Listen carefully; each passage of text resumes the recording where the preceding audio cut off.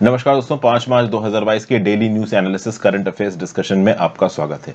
देखते हैं आज कौन कौन सी इंपॉर्टेंट न्यूज है। तो रशिया ने यूरोप का सबसे बड़ा जो न्यूक्लियर पावर प्लांट है इसके ऊपर कब्जा कर लिया है। इस वीडियो को देखेंगे, इस न्यूज को देखेंगे। फिर ह्यूमन राइट्स काउंसिल में, यूनाइटेड नेशंस की ह्यूमन राइट्स काउंसिल में फिर से रशिया के एक्शंस को क्रिटिसाइज करने के लिए एक रेजोल्यूशन लिया गया। इंडिया ने फिर से यहां पे एब्सटेन कर दिया है। चाइना, पाकिस्तान, इस प्रकार की कंट्रीज ने भी एब्सटेन किया है। शेन वॉन जी अब हमारे बीच में नहीं है। 52 साल की उम्र पे इनका निधन हो गया है। इस पर्टिकुलर न्यूज से कुछ लाइफ लेसन सीखने की कोशिश करेंगे। ग्लोबल प्लास्टिक पॉल्यूशन एग्रीमेंट, ये क्या है, इसको देखेंगे। पाकिस्तान में बॉम्ब ब्लास्ट हुआ पेशावर में और 56 लोगों की यहां पे मृत्यु हो गई है। एक शिया मास्क में बॉम्ब ब्लास्ट हुआ है, इस न्यूज को देखेंगे। एक नई जिन बेरी की स्पेशीज डिस्कवर हुई है, इसको देखेंगे। NASA what's on the moon challenge program क्या है, इसको देखेंगे। तो इतनी न्यूज़ हम यहाँ पे देखने वाले हैं। आगे बढ़ने से पहले वीडियो पे लाइक का बटन, चैनल को शेयर और सब्सक्राइब नहीं किया कर दीजिए। इंस्टाग्राम पे फॉलो कर लीजिए, टेलीग्राम ग्रुप ज्वाइन कर लीजिए। टेलीग्राम ग्रुप का लिंक नीचे दिया हुआ है, इंस्टाग्राम का भी लिंक दिया हुआ है। टेलीग्राम ग्रुप पे आपको इस लेक्चर की पीडीएफ मिल जाएगी। And if possible please click the join button. चलिए वर्ड ऑफ द डे देख लेते हैं। What does we mean by deluded, मतलब किसी को भ्रमित करना या भ्रम में रखना। To make somebody believe something that is not true, मतलब आप किसी को कोई बात बोल दो जो सच नहीं है। जैसे फॉर एग्जांपल मैं किसी को बोल दूं कि मैं तुम्हें 1 महीने बाद 10 लाख रुपए दूंगा, जबकि मेरे पास 10 रुपए भी नहीं है देने के लिए। तो इसका क्या मतलब हो जाएगा कि मैं उसको डेल्यूड कर रहा हूं, मैं उसको एक ऐसी चीज का भरोसा दिला रहा हूं जो हो ही नहीं सकती। तो सेंटेंस में यूजेज क्या है? If he thinks he is going to get rich quickly he is deluding himself, मतलब अगर उसको लगता है कि वो बहुत जल्द ही अमीर हो जाएगा तो वो अपने आप को ही धोखा दे रहा है, अपने आप को ही भ्रमित कर रहा है। चलिए पहली न्यूज पे आ जाते हैं। India abstain again in UN vote. तो इंडिया ने ह्यूमन राइट्स काउंसिल का जो वोट हुआ है जेनेवा में, यहां पे फिर से एब्सटेन किया है। इस वोट में एक इंटरनेशनल कमीशन ऑफ इंक्वायरी बनाने की बातचीत की जा रही थी रशिया के एक्शंस के ऊपर, जो कि रशिया यूक्रेन में इस समय पे कर रहा है। और अभी तक का सबसे स्ट्रॉन्गेस्ट रेजोल्यूशन है ये ओवरऑल स्ट्रांगली कंडेम कर रहा है रशिया के एग्रेशन को। और रशिया जो भी ह्यूमन राइट्स वायलेशन कर रहा है यूक्रेन के अंदर, जिसके चलते लोगों की जान जा रही है, फोर्स डिस्प्लेसमेंट हो रहा है, 6,60,000 रिफ्यूजीज का सिविलियन इलाकों में बॉम्बिंग और शेलिंग हो रही है, इसके अगेंस्ट ये रेजोल्यूशन है। तब मैं आपको बता दूं, यूएन का जो ह्यूमन राइट्स काउंसिल है इसमें 47 मेंबर्स हैं। इन 47 मेंबर्स में रशिया भी है, चाइना भी है, इंडिया में भी है। 13 कंट्रीज ने इस पर्टिकुलर रेजोल्यूशन से एब्सटेन किया, मतलब उन्होंने कोई वोट ही नहीं डाला। India, China, Pakistan, Kazakhstan, Sudan, Uzbekistan, Venezuela, ये वो कंट्रीज हैं जिन्होंने रशिया के फेवर में वोट किया, ना अगेंस्ट में वोट किया। केवल 2 कंट्रीज, एक रशिया और एक एरिट्रिया, जिसने इस ओवरऑल रेजोल्यूशन के अगेंस्ट वोट किया है। मैं आपको बता दूं रशिया भी मेंबर है यूएनएचआरसी का। और इसकी जस्ट इस वोटिंग के बाद पीएम मोदी जी की मीटिंग हुई क्वाड लीडर्स के साथ, जिसको होस्ट कर रहे थे जो बाइडेन जी। और यहां पे यूएस ऑफिशियल से ये बार बार पूछा जा रहा है, यूएस के अंदर यूएस सेनेट की फॉरेन रिलेशन कमिटी से बार बार ये पूछा जा रहा है कि भाई ये इंडिया मॉस्को का सपोर्ट क्यों कर रहा है, इंडिया मॉस्को के अगेंस्ट क्यों नहीं बोल रहा। तो यूएस ऑफिशियल्स बोल चुके हैं कि हाईएस्ट डिप्लोमेटिक लेवल पे हम इंडिया को कन्विंस करने की कोशिश कर रहे हैं कि आप मॉस्को के अगेंस्ट बात करो, बट इंडिया रशिया के अगेंस्ट बात नहीं कर रहा है और इंडिया करेगा भी नहीं। क्योंकि यूएस जैसी कंट्रीज ना यूक्रेन के साथ पूरी तरीके से खड़ी है, कल की डेट में इंडिया मुसीबत में आएगा वो हमारी जैसे साथ में नहीं खड़ी होंगी। तो इसलिए हम स्ट्रेटेजिकली इंडिपेंडेंट रहेंगे। हमें जो कंट्री फायदा दे सकती है, Russia is very much beneficial for us, तो उसके अगेंस्ट हम बात नहीं करेंगे। उसके फेवर में भी कहां बात कर रहे हैं, बट अगेंस्ट भी नहीं कर रहे हैं। लगभग 47 कंट्रीज जो है यूएनएचसीआर की, उसमें से 32 कंट्रीज ने यहां पे रेजोल्यूशन को सपोर्ट किया है। और उन्होंने बोला है कि 3 ह्यूमन राइट्स एक्सपर्ट्स को 1 साल के लिए यहां पे बैठाया जाए, जो कि जितने भी वायलेशंस किए गए हैं इस रशिया यूक्रेन वॉर में उसको इन्वेस्टिगेट करेंगे, उसको आप कह लो कन्विक्ट करने की कोशिश करेंगे। रशियन फेडरेशन का जो एग्रेशन है यूक्रेन के अगेंस्ट, रशिया को अकाउंटेबल करेंगे। इस रेजोल्यूशन के अगेंस्ट वोट 2 ही कंट्रीज ने दिया, रशिया, एरिट्रिया, मैं आपको पहले बता चुका हूं। रशिया की तरफ से स्टेटमेंट ये आ रहा है कि वो अटैक भले ही कर रहे हैं लेकिन वो सिविलियन एरियाज को टारगेट नहीं कर रहे हैं, वो केवल मिलिट्री एरियाज को टारगेट कर रहे हैं, स्ट्रेटेजिक एरियाज को टारगेट कर रहे हैं। और पुतिन साहब ने तो साफ साफ ये बोला है कि हमने ये अटैक इसलिए किया है क्योंकि ईस्टर्न डॉनबास रीजन में यूक्रेन अत्याचार कर रहा था, तो इस अत्याचार को रोकने के लिए हमारा ये अटैक है। तो अब डॉनबास रीजन का इश्यू तो सॉल्व कर लिया आपने ना, अब यूक्रेन के अंदर ही क्यों घुसे चले जा रहे हो, ये भी एक बड़ा सवाल बैठता है। तो मोस्ट प्रॉब्ली यहां पे एक्सपेंशनिस्ट व्यू पॉइंट नजर आ रहा है व्लादिमीर पुतिन का, जिसको रोकने की जरूरत है। और अभी तक बहुत रेजोल्यूशंस हो चुके हैं। यूएन सिक्योरिटी काउंसिल की बात कर लीजिए, यूएन जनरल असेंबली की बात कर लीजिए, ह्यूमन राइट्स काउंसिल की बात कर लीजिए, international atomic energy agency Vienna में जो बैठती है उसकी बात कर लीजिए। हर जगह पे रशिया को क्रिटिसाइज करने की कोशिश की गई है। इंडिया ने हमेशा एब्सटेन किया है। इंडिया रशिया के अगेंस्ट नहीं जा रहा है, ओपनली फेवर में भी नहीं जा रहा, बट अगेंस्ट भी नहीं जा रहा। एक प्रकार के बैलेंस स्टेटमेंट दे रहा है रशिया। यहां पे आपको यूक्रेन का नक्शा नजर आ रहा है, आपको दिख रहा है नॉर्थ में बेलारस है, इधर है रशिया। बेलारस रशिया दोनों जगह से अटैक लॉन्च किया है रशिया ने। क्रीमिया से, सी ऑफ एजोव से, ये सी ऑफ एजोव है, यहां से भी अटैक लॉन्च हुआ है। ठीक है भाई। ओवरऑल देखा जाए तो नेबरिंग कंट्रीज कौन कौन सी यूक्रेन की, तो बेलारस, रशिया, पोलैंड है, रोमानिया है, मोल्दोवा है। ये छोटी सी कंट्री कौन है बताओ? ओके, ठीक है भाई। अच्छा, यहां पे एक न्यूक्लियर पावर प्लांट है जिसका नाम है ज़ैपोरिज़िया। मैं थोड़ा सा इसको मिटा देता हूं तो थोड़ी क्लियरली आपको इसकी स्पेलिंग नजर आएगी। ये दिख रहा है यहां पे ज़ैपोरिज़िया। अब हो सकता है मैं गलत प्रोनाउंस कर रहा हूं, बट इसको यहां पे कब्जा लिया है रशियन ट्रूप्स ने। यूरोप का सबसे बड़ा न्यूक्लियर पावर प्लांट इसको बोला जाता है। ये जो चेर्नोबिल का इलाका है, यहाँ पे न्यूक्लियर पावर प्रोडक्शन तो नहीं होती है, बट एक प्रकार की वेस्ट साइट है। इसको भी रशियन फोर्सेस ने पहले कब्जा लिया था। और ये जो ज़पोरिज़िया नाम का जो न्यूक्लियर पावर प्लांट है, इसको भी यहाँ पे रशिया ने कब्जा लिया है। कुछ ऐसी न्यूज निकल के आ रही है, जीएस पेपर 2 इंटरनेशनल रिलेशंस के रिस्पेक्ट में न्यूज है। तो अगली न्यूज यही है, Russian forces seize huge Ukrainian nuclear plant. तो यूरोप का सबसे बड़ा न्यूक्लियर पावर प्लांट ज़ैपोरिज़िया, जिसको अभी मैंने आपको मैप पे दिखाया, इसको कब्जा लिया है रशियन अथॉरिटीज ने। अच्छा, ये जो प्लांट है ये फंक्शनल है, तो यहाँ पे पोटेंशियल न्यूक्लियर डिजास्टर होने के चांसेस थे।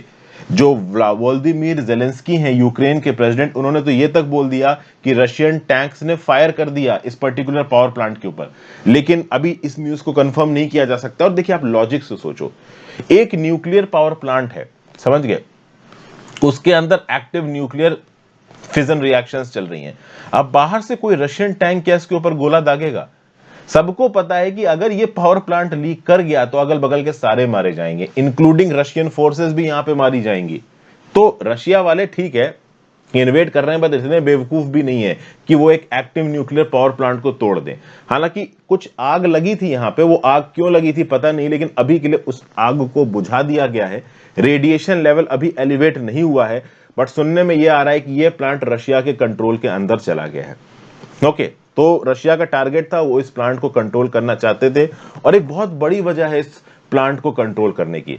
अगर आप यहां पे देखें नक्शे में, तो ये जो ज़पोरिज़िया प्लांट है ना, ये क्रीमियन पेनिनसुला से ज्यादा दूर नहीं है, और क्रीमियन पेनिनसुला के ऊपर इस समय पर रशिया का कब्जा है।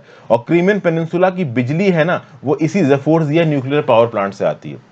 तो आगे आने वाले समय में क्रीमिया की पावर रिक्वायरमेंट्स के लिए इस न्यूक्लियर पावर प्लांट के ऊपर जिसका कंट्रोल होगा, वो ज्यादा यहां पे आप कह लो एडवांटेजियस पोजीशन में होगा।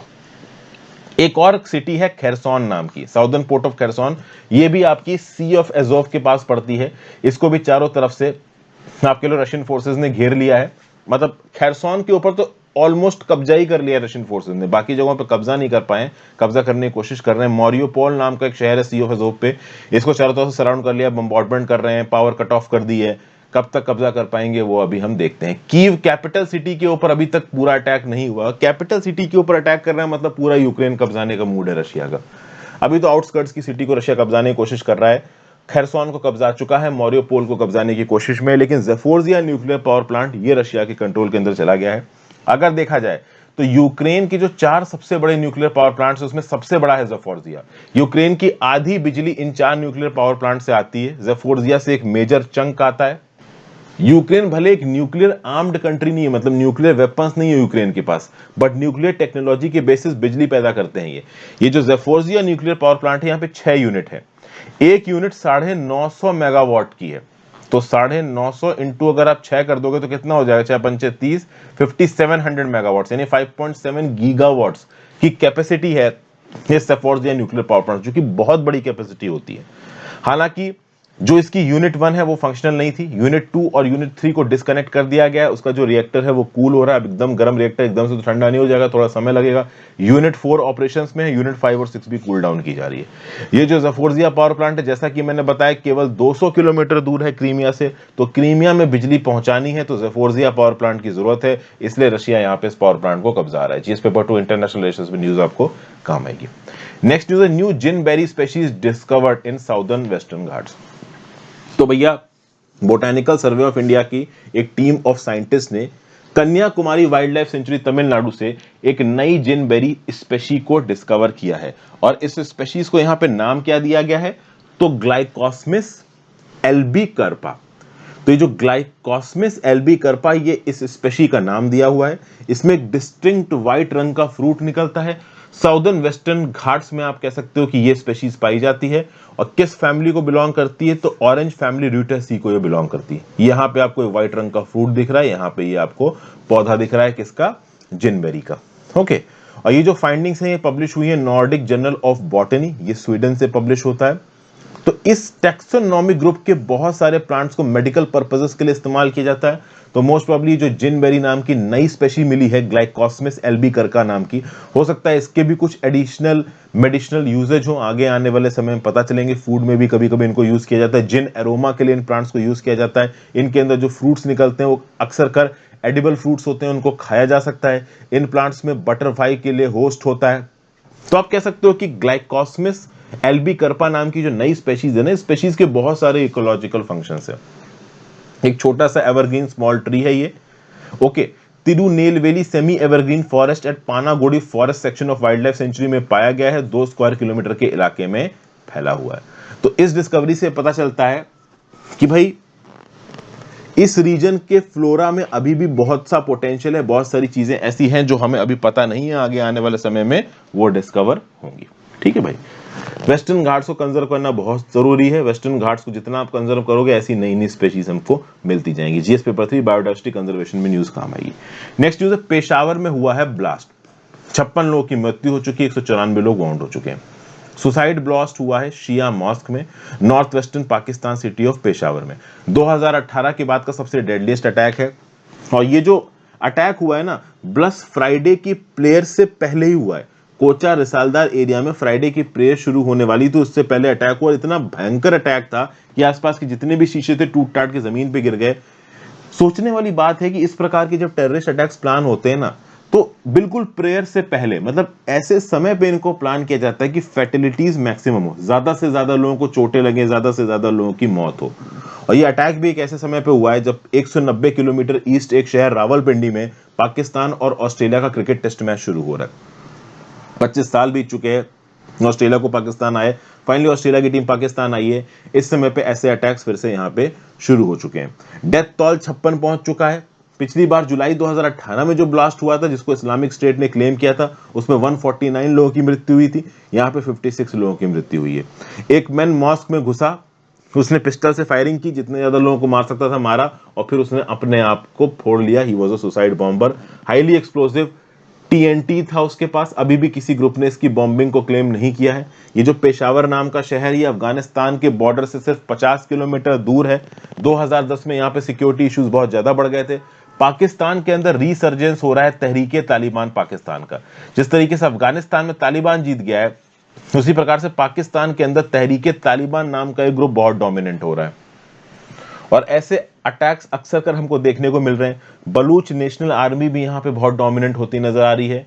पहले भी ये जो इस्लामिक स्टेट जैसे ग्रुप्स हैं, तहरीके तालिबान जैसे ग्रुप्स हैं, शिया मुस्लिम्स को टारगेट कर चुके हैं। अक्सर का इस्लामिक स्टेट जैसे इस्लामिक स्टेट खुरासन जैसे ग्रुप्स पाकिस्तान के अंदर जब अटैक करते हैं, तो ये शिया मुस्लिम्स को टारगेट करते हैं, उनके वर्शिप प्लेसेस को टारगेट करते हैं। 2018 में भी एक ऐसा ही सुसाइड ब्लास्ट हुआ था जिसमें 31 लोगों की जान गई थी। ओके, उससे पहले 2017 में 88 लोगों की जान गई थी, जब southern Sindh province of Pakistan की एक सूफी श्राइन के पास एक सुसाइड बॉम्बर ने अपने आप को ब्लो अप कर लिया था। तो कुल मिला के जितना इंडिया टेररिज्म से परेशान है, उससे ज्यादा तो पाकिस्तान टेररिज्म से परेशान है। इसका क्या मतलब? इसका मतलब यह है कि अगर आप गंदगी में हाथ डालोगे दूसरों को गंदा करने के लिए, तो आपके खुद के हाथ भी गंदे होंगे। पाकिस्तान ने इंडिया स्पॉन्सर्ड, मतलब इंडिया के अगेंस्ट टेररिज्म स्पॉन्सर करने के लिए टेररिस्टों को तनख्वाह दी, और वो अब उनके लिए ही प्रॉब्लम क्रिएट कर रहे हैं। सेक्टेरियन वॉयलेंस इन पाकिस्तान की बात की जाए तो पाकिस्तान में टॉलरेंस का लेवल बहुत ज्यादा कम है। अपने रिलीजियस एक्सट्रीमिज्म के चलते ये माइनॉरिटीज के लोगों को अक्सर का टारगेट करते हैं, चाहे वो दूसरे धर्म की माइनॉरिटीज हो जैसे हिंदू, जैन और सिख्स, चाहे वो अपने धर्म की माइनॉरिटी। तो शिया, बरेलवी, सुन्नी, सूफी, अहमदी, हिंदू, दियोबंदी, इन सब के ऊपर अटैक हुआ है। शिया सुन्नी सेक्टेरियन अटैक्स की वजह से 1987 से 2007 के बीच में पाकिस्तान में 4000 लोगों की जान जा चुकी है।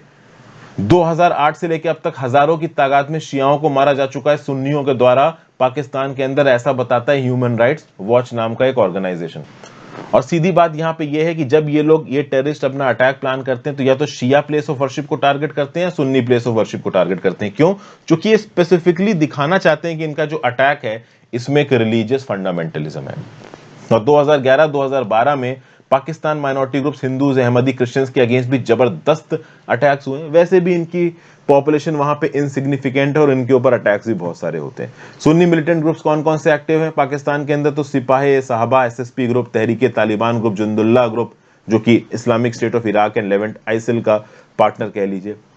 तहरीके तालिबान ने ज्यादातर अटैक्स की रिस्पॉन्सिबिलिटी यहां पे ली है ह्यूमन राइट्स वॉच के हिसाब से। फिर पाकिस्तान के अंदर सलाफी मिलिटेंट ग्रुप्स भी हैं, ये शियाओं, बरेलवी और सूफियों के ऊपर अटैक करते हैं। जीएस पेपर 2 और जीएस पेपर 3 में न्यूज आपको काम आएगी। शेन वॉन साहब लेजेंडरी स्पिन बॉलर, ये अब हमारे बीच में नहीं है, थाईलैंड में थे जब इनका देहांत हो गया। ये अपने विला के अंदर थे जब इनको रिवाइव करने की कोशिश की गई, ये रिवाइव नहीं हुए। 52 साल के थे, सस्पेक्टेड हार्ट अटैक में इनकी यहाँ पे मृत्यु हुई है। 708 टेस्ट विकेट इन्होंने लिए हैं, 293 ओडीआईज इन्होंने, मतलब 293 विकेट ओडीआईज में लिए हैं। लेग स्पिनर थे ये। 2007 में रिटायरमेंट हुआ था, कोच भी रहे, कमेंटेटर भी रहे। Wisden 5 cricketers of the 20th century में इनका नाम है, जिसमें टॉप में सर डॉन ब्रैडमैन है, उसमें शेन वॉन का भी नाम है। उम्र इनकी काफी कम थी, 52 साल की उम्र देखिए ज्यादा नहीं होती है, लेकिन नॉन कम्युनिकेबल डिजीज, खासकर ये हार्ट की जो डिजीज होती हैं काफी डेंजरस हो सकती हैं। 1000 से ज्यादा विकेट्स लिए इन्होंने ऑस्ट्रेलिया के लिए। टेस्ट में दूसरे नंबर के सबसे ज्यादा विकेट 708, सबसे ज्यादा किसके हैं? मुथैया मुरलीधरन। आज तक एक ही ऐसा प्लेयर है जिसने 800 से ज्यादा विकेट लिए टेस्ट मैचेस में, वो है मुथैया मुरलीधरन। केवल एक ऐसा ऑस्ट्रेलियन जिसने 700 से ज्यादा विकेट लिए टेस्ट क्रिकेट में, वो है भाई आपके शेन वॉन साहब। 2006 में इन्होंने 700 ज्यादा टेस्ट विकेट ले लिए थे। ओके भाई, जीएस पेपर 1 में न्यूज आपको काम आ सकती है। नेक्स्ट न्यूज है what's on the moon challenge. देखिए what's on the moon challenge एक ऐसा चैलेंज है कि नासा, देखिए नासा बहुत प्रकार के स्पेस एक्सप्लोरेशन प्रोग्राम चलता है, lunar surface, moon exploration program. तो जब आप वहां पे जाते हो तो वहां पे एनर्जी को पैदा करना, उसको डिस्ट्रीब्यूट करना, उसका मैनेजमेंट करना, उसका स्टोरेज करना, इसमें जो भी टेक्नोलॉजिकल गैप्स हैं, जो भी प्रॉब्लम्स नासा के सामने आती है, उसको सॉल्व करने के लिए एक चैलेंज लाया गया है नासा के द्वारा, जिसका नाम है what's on the moon challenge. यहां पे लोगों को इनाम दिए जाएंगे, $4.5 मिलियन तक के इनाम है। जो भी डिजाइन करेगा, बिल्ड करेगा एक ऐसा प्रोटोटाइप जो कि नासा को अभी के मिशंस में जो भी प्रॉब्लम्स होती हैं मून में पावर को मैनेज करने की, अगर उस प्रॉब्लम को सॉल्व करने के लिए, टेक्नोलॉजी गैप्स को फिल करने के लिए अगर कोई सामने आता है और मून पे पावर डिस्ट्रीब्यूशन, एनर्जी डिस्ट्रीब्यूशन से रिलेटेड जो भी इश्यूज हैं उनको सॉर्ट आउट करता है, तो नो डाउट ये टेक्नोलॉजी लूनर और स्पेस एक्सप्लोरेशन में नासा को मदद करेगी। इनफैक्ट अर्थ पे भी पावर प्रोड्यूस करने में ये चीज हमको मदद कर सकती है। इसी के लिए यहाँ पे what's on the moon challenge launch किया गया नासा के द्वारा। जो भी जबरदस्त परफॉर्मेंस देगा $4.5 मिलियन तक का इनाम मिल सकता है। इस चैलेंज को मैनेज कर रहा है नासा का ग्लेन रिसर्च सेंटर इन क्लीवलैंड। तो ये एक छोटी सी न्यूज है। सिस्टमैटिक एफिशिएंसी लेके आना, ओवरऑल मून की सरफेस पे स्पेस एक्सप्लोरेशन में एनर्जी का मैनेजमेंट और डिस्ट्रीब्यूशन, इस रिस्पेक्ट में जो भी टेक्नोलॉजिकल गैप्स है नासा को, इनको एड्रेस करना इस पर्टिकुलर चैलेंज का ऑब्जेक्टिव है। लेट्स सी कौन कर पाता है। जीएस पेपर 2 प्रीलिम्स में न्यूज आपको काम आएगी। फिर ओडिशा का जो कोणार्क टेम्पल है, इसको 100% सोलर टाउन बनाया जाएगा। ओडिशा की सरकार ने प्लान बनाया है कि कोणार्क टेम्पल टाउन को हम 100% सोलर बनाएंगे। कोणार्क टेम्पल की बात की जाए तो 13वीं शताब्दी का टेम्पल है।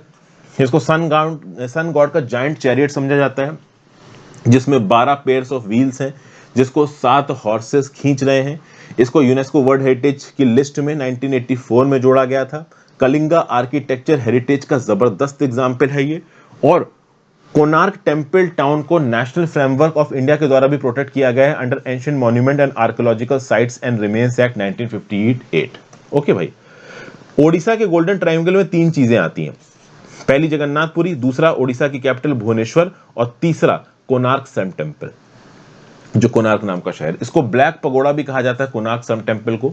ओके भाई, व्हाइट पगोड़ा किसको कहा जाता है? तो जगन्नाथ टेम्पल इन पुरी को। मेजर पिलग्रिमेज है हिंदूज का, हजारों लाखों की तादाद में लोग यहाँ पे आते हैं फरवरी में चंद्रभेगा मेला में पार्टिसिपेट करने के लिए, जिसमें बटू प्रीलिम्स में न्यूज काम आएगी। और महाराष्ट्र में एक और कंट्रोवर्सी हो गई। एनसीपी नेशनलिस्ट कांग्रेस पार्टी और शिवसेना ने महाराष्ट्र के गवर्नर भगत सिंह कोश्यारी को क्रिटिसाइज किया। क्यों? क्योंकि कोश्यारी साहब ने यह बोल दिया कि छत्रपति शिवाजी महाराज, जो कि एक बहुत आइकॉनिक फिगर है महाराष्ट्र के अंदर, इनके गुरु थे समर्थ दास। अब इस बात को लेकर नाराज हो गए एनसीपी और शिवसेना वाले। उन्होंने बोला है कि कोश्यारी साहब झूठ बोल रहे हैं, लेकिन यूनियन मिनिस्टर राव साहेब दानवे ने बोल दिया कि नहीं भाई, कोश्यारी साहब सही बोल रहे हैं। तो यहाँ पे समर्थ रामदास जी न्यूज में आ गए। ये कौन थे? तो इनको संत रामदास या रामदास स्वामी भी कहा जाता था। Indian Marathi Hindu saint, poet, philosopher, writer, spiritual master थे। हिंदू डेटीज राम और हनुमान के डिवोटी थे ये, ठीक है ना। इनको नारायण बोला जाता था। जाम नाम के जगह पे इनका जन्म हुआ था। एक विलेज है ये, जलना डिस्ट्रिक्ट ऑफ महाराष्ट्र में। रामदास जी के कुछ लिटरेरी वर्क्स हैं, जैसे करुणा शतका, 10 बोध, युद्ध खंड, सुंदर खंड। आप कह सकते हो बहुत सारे इंडियन थिंकर्स के लिए रामदास जी ने एक इंस्पिरेशन की तरह काम किया है। जिस पेपर 2 प्रीलिम्स में न्यूज आपको काम आएगी। नेक्स्ट न्यूज है यूएनई, यूनाइटेड नेशंस एनवायरनमेंट असेंबली का प्लास्टिक पॉल्यूशन रेजोल्यूशन। देखिए, recently United Nations environment assembly का 5वां सेशन हुआ नैरोबी में। ऑब्जेक्टिव क्या है? प्लास्टिक पॉल्यूशन को खत्म करना, एक इंटरनेशनल लीगली बाइंडिंग एग्रीमेंट बनाना 2024 तक। ओवरऑल ये जो पूरा सेशन हुआ है ना, इसको यूनाइटेड नेशंस एनवायरनमेंट प्रोग्राम ने होस्ट किया है। काम क्या है यहाँ पे? ये जो 5वां सेशन हुआ है यूनाइटेड नेशंस एनवायरनमेंट असेंबली का 5.2 नैरोबी का, ऑब्जेक्टिव ये है 2024 तक कैसे भी करके प्लास्टिक पॉल्यूशन को कम करो। प्लास्टिक पॉल्यूशन पिछले कुछ डिकेड्स में बहुत बढ़ गया है। हर साल 400 मिलियन टन प्लास्टिक पॉल्यूशन हम लोग करते हैं और ये फिगर 2040 तक दुगना हो जाएगा। और ये प्लास्टिक पॉल्यूशन 3 फैक्टर्स की वजह से और एग्रेवेट होगा। एक तो क्लाइमेट चेंज की वजह से, एक नेचर को जो लॉस हो रहा है उसकी वजह से, और आप कह low plastic pollution, climate change और नेचर लॉस। ये 3 चीजें मिलके हमारे प्लेनेट के लिए एक बड़ी क्राइसिस पैदा करने वाली है। और आपको पता है कि ये प्लास्टिक्स जब पानी में पहुंचते हैं तो माइक्रो प्लास्टिक्स में कन्वर्ट हो जाते हैं, फिश में पहुंच जाते हैं, उससे ह्यूमन बॉडी में पहुंच जाते हैं। पूरी की पूरी चेन में ये इन्वॉल्व होते हैं। ये प्लास्टिक्स ह्यूमन हेल्थ को नुकसान पहुंचाते हैं, फर्टिलिटी को, हार्मोनल, मेटाबॉलिक और न्यूरोलॉजिकल एक्टिविटी को नुकसान पहुंचाते हैं, एयर पॉल्यूशन भी करते हैं। 2050 तक green house gas emissions associated with plastic production, use and disposal would account for 15% of allowed emissions under the goal of limited warming to 1.5 degree centigrade. क्या बोला जा रहा है? देखिए, जो भी ग्लोबल वार्मिंग हो रही है उसके वजह से ग्रीन हाउस गैस एमिशन हो रहा है। और जो प्लास्टिक्स हैं, ये प्लास्टिक इंडस्ट्री भी ग्रीन हाउस गैस एमिशन कर रही है।